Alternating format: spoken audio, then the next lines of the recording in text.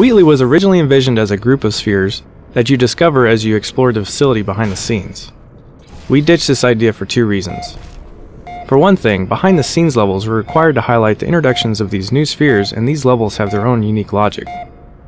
The number of spheres we wanted would have made for far too many of these types of levels, resulting in a very unportal-like game.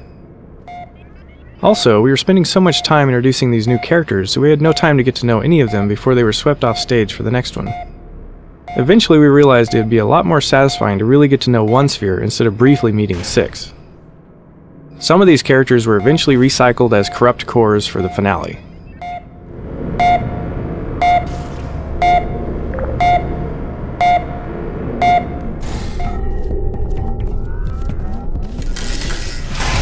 The Faith Plate was originally a robot arm model which we hurriedly placed into the maps to see if the gameplay was fun.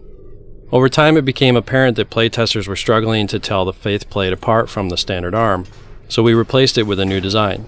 It was meant to be a simple, heavy weight which was flung upwards, propelling the player. The length is meant to imply a direction, so the player knows the intended flight path before they step onto it. We experimented with footmarks and tread plates on the design, but it quickly became confusingly busy, so we kept the design simple.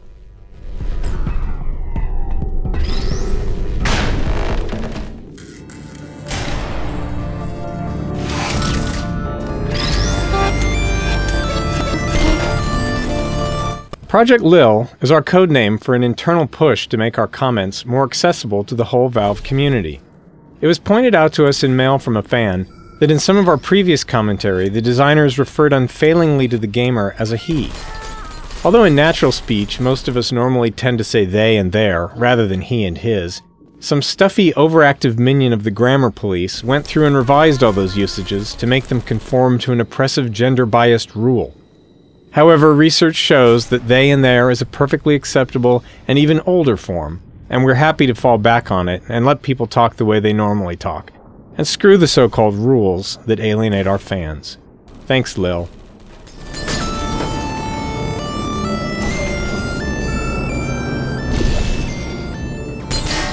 Two people you haven't seen in a long time. With vacuum tubes such a big part of Portal 2, we designed the new elevators to work within them.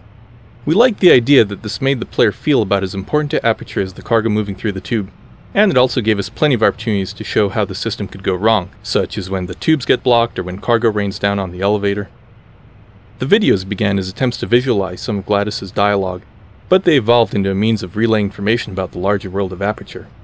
It seemed very likely to us that Aperture would boast to the test subjects about the devices they were testing, and show them the clever ideas they had put into the products. The videos also served as a reward for completing the test chambers, and a way to make the elevators visually different from one another, to prevent repetition.